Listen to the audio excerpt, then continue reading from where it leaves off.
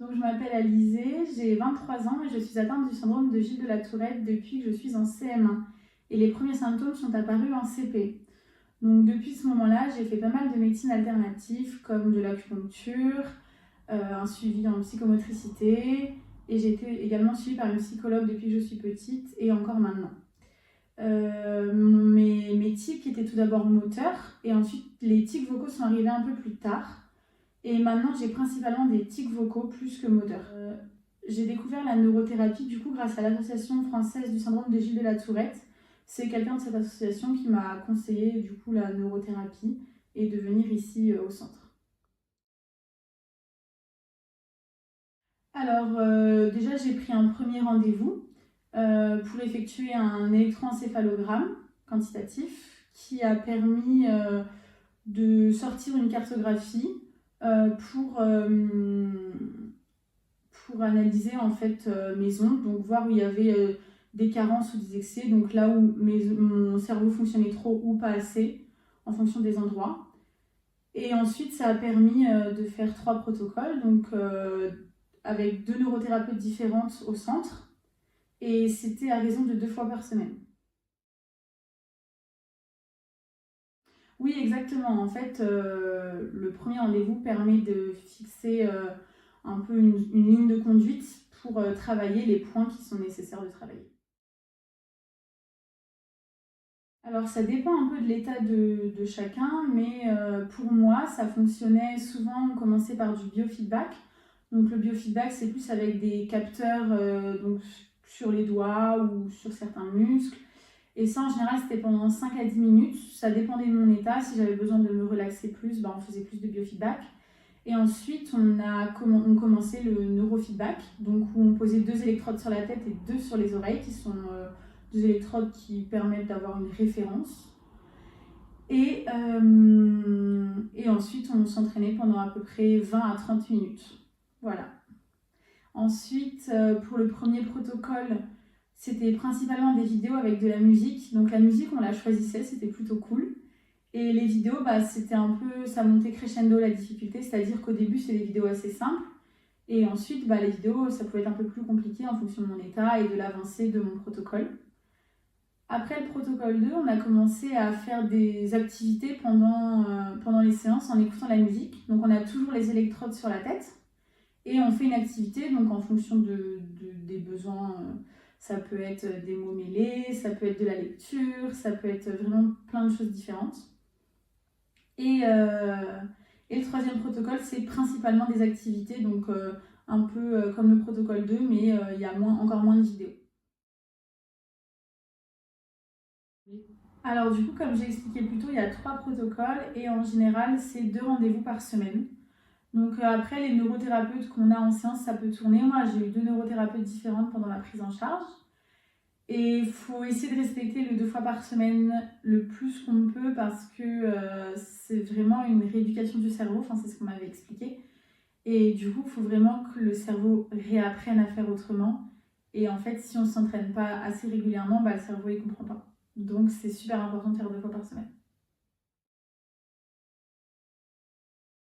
Alors du coup, les bénéfices, moi, ils sont arrivés en plusieurs temps. C'est-à-dire qu'à la fin du premier protocole, j'ai commencé à avoir des bénéfices sur mes tics et du coup sur ma gestion émotionnelle. En fait, j'ai vu que j'arrivais mieux à gérer mes émotions. Et du coup, bah, forcément, ça faisait baisser mon niveau de tic parce que, par exemple, les pics d'émotions que je ressentais avant très fort, en fait, j'arrivais à mieux les gérer et à du coup désamorcer une arrivée de beaucoup de tics. Ensuite, dans un second temps, il y a eu le sommeil. En fait, je ne savais pas que j'avais des troubles du sommeil, enfin plus ou moins des troubles du sommeil. Et en fait, je me suis rendu compte grâce à la neurothérapie, entre autres, que j'avais pas un sommeil réparateur. Et en fait, quand j'ai commencé à vraiment mieux dormir vers le protocole 2, à peu près, ou la fin du protocole 2, je ne me rappelle plus exactement, c'est là que je me suis rendu compte que je dormais mieux et que mon sommeil était vraiment plus réparateur. J'avais besoin de moins dormir, mais je me sentais toujours en forme. Donc c'était vraiment important pour la gestion de mes tics également, parce que plus je suis fatiguée, plus j'ai de tics, et pareil pour les émotions, plus j'ai des gros pics d'émotions, plus j'ai des tics qui peuvent arriver.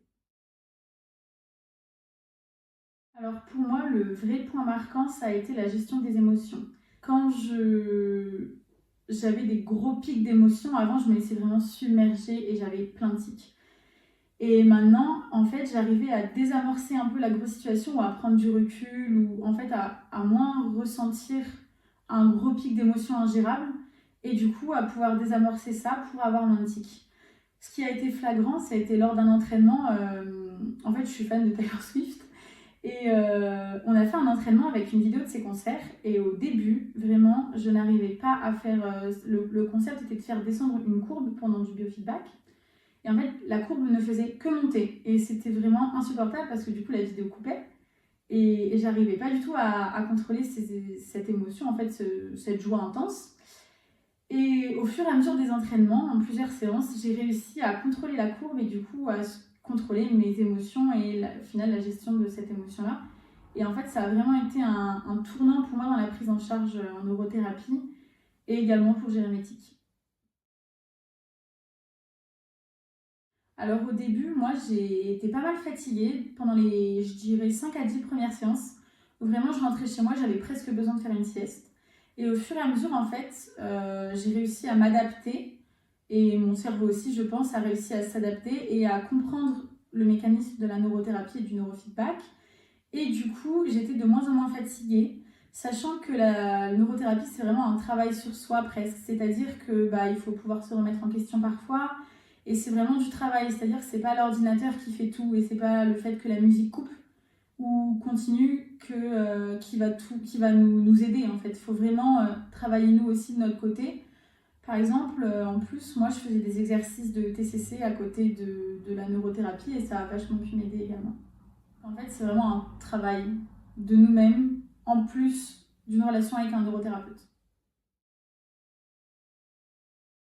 Parce que c'est vraiment du travail et du travail sur soi et c'est également fondé aussi sur la relation qu'on construit avec notre neurothérapeute parce que en fait si on lui fait pas confiance forcément le travail pourra pas fonctionner je pense. J'utiliserai pas le mot miracle mais je pense que ça peut vraiment aider au quotidien. Enfin en tout cas pour moi ça m'a aidé au quotidien et par exemple là il y a eu les fêtes de Noël. Et d'habitude, c'est toujours une période très compliquée pour moi parce que c'est des tics à gogo, vraiment, c'est la fête aux tics. Et cette année, j'ai eu presque pas de tics. Alors mes tics ont un peu augmenté quand même parce que ça a toujours été une période compliquée pour moi, mais c'était rien à voir par rapport aux autres années. Donc vraiment, je pense que la neurothérapie m'a aidée. Alors du coup, en fait, à part écouter du Taylor Swift, ce que je faisais beaucoup en séance, j'adore lire également et en fait c'est vraiment utile de ramener des choses de son quotidien pendant les séances à partir du protocole 2 parce que ça fait un peu une tâche de transfert, on appelle ça, c'est-à-dire qu'on va transférer ce qu'on apprend en neurofeedback sur les tâches du quotidien. Donc ce qui était cool, c'est que je pouvais ramener les livres que j'étais en train de lire et continuer à les lire pendant les séances et j'ai vraiment apprécié. Effectivement, maintenant je suis neurothérapeute parce qu'après ma prise en charge à moi en tant que patiente, et en fait, j'ai vu les bénéfices que ça avait eu sur moi et j'ai vraiment été convaincue de la neurothérapie. Donc j'ai décidé de devenir neurothérapeute et d'arrêter ce que je faisais avant qui était éducatrice spécialisée.